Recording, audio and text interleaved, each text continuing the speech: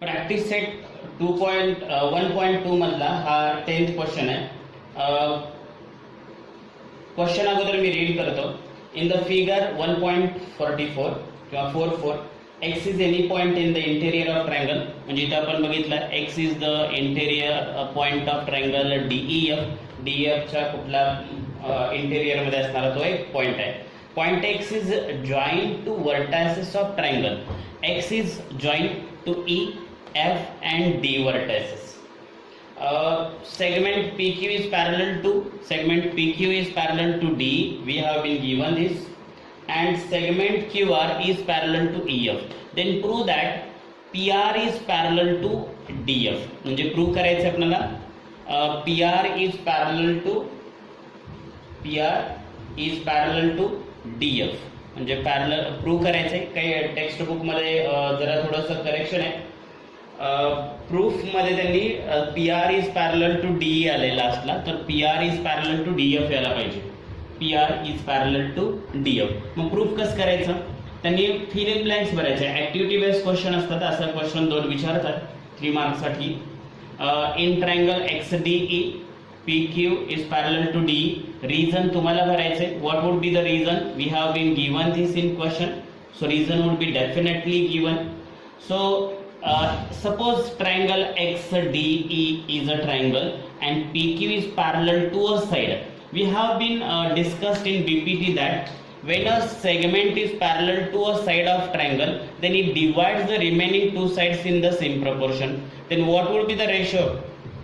XP upon PD.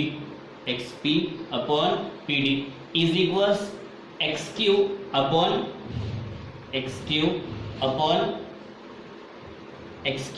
upon QE. XQ upon QE statement number 1. आणि reason तर त्यांनी definitely दिलेलंच आहे. दुसरा ट्रायंगल घ्यायचा. In triangle XEF. या ट्रायंगल मध्ये QR is parallel to EF. QR हा कुणाला पॅरलल आहे? EF ला. हे कुठं दिले आपल्याला? क्वेश्चन मध्ये दिले. त्यामुळे रिझन इथं काय असणार आहे? गिवन. मग पॅरलल म्हटलं की तुम्हाला रिझन कोणता थेरम वापरायला सांगितलंय? BPT. मग XEF या ट्रायंगल मध्ये BPT काय असणार आहे? XR upon RF.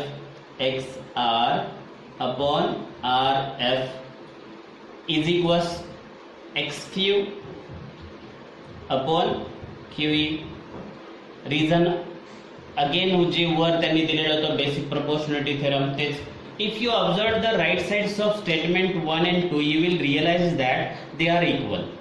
That is, the right sides of statement 1 and 2 are equal. Therefore, the left sides of statement 1 and 2 are equal to each other. So, what would be our next step? It is XP over PD is equals XQ over QE. Reason काय असणार आहे? From 1 and 2.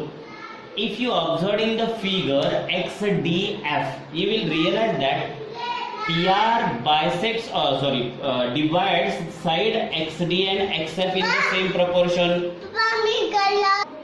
चला आपण आता question number last 11 जो question आहे तो आपण पाहणार आहोत. What is the 11th question? That is interesting, very interesting question आहे. Before that, don't forget to write here reason. You have been given this in question in textbook.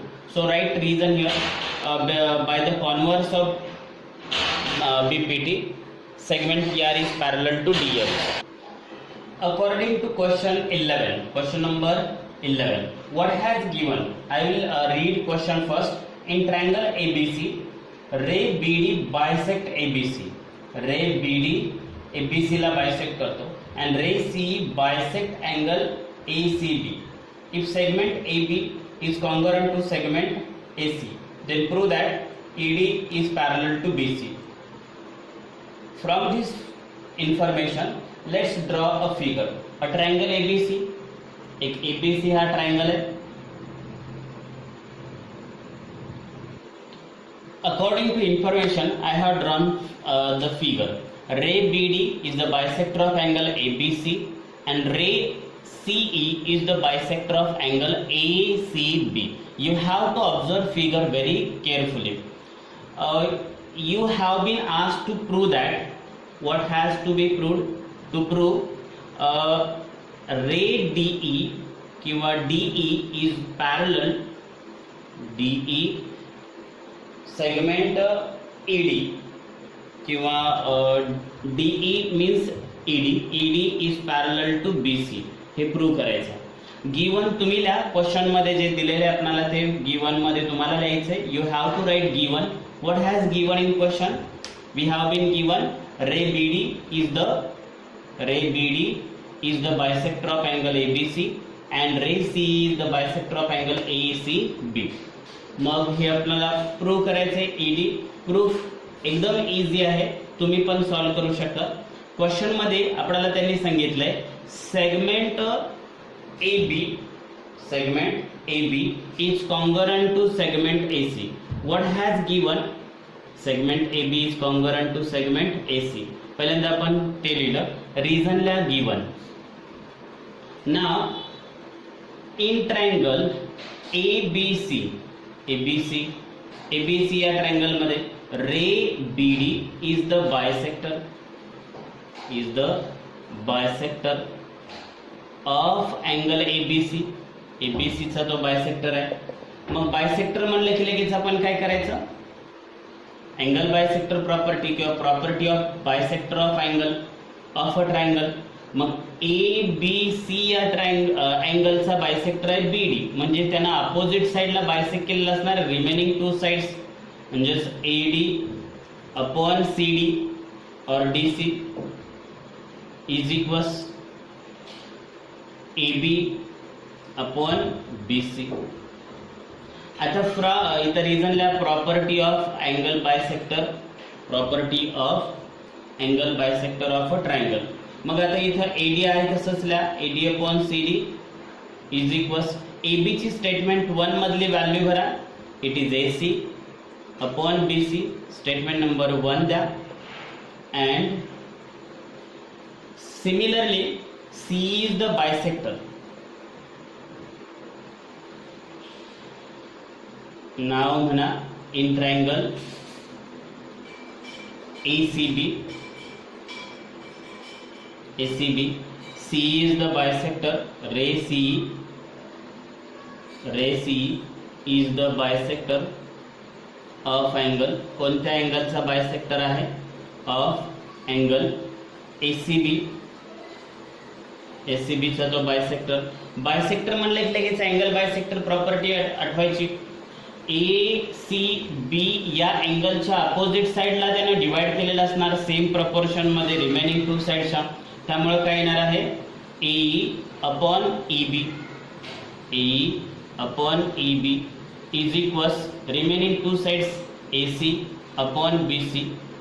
ह्याला statement number 2 द्या. Reason तेच लिहायचं by the property of angle bisector.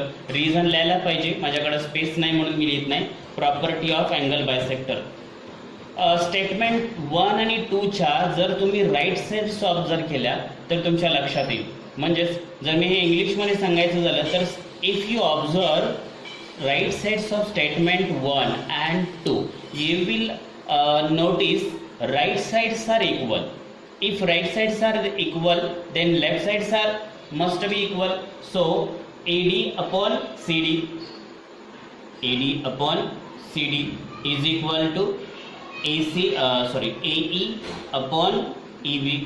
Reason from 1 and 2. You don't need to explain that the right sides of statement 1 and 2 are equal, therefore left sides are equal. Just write from 1 and 2. मग जर आपण बघितलं तर AD upon CD is equals AE upon BL आहे. म्हणून आपण bye converse of BPT असं लिहिणार की ED is parallel to BC. Reason लिहायचं बाय कॉन्व्हर्स ऑफ BPT.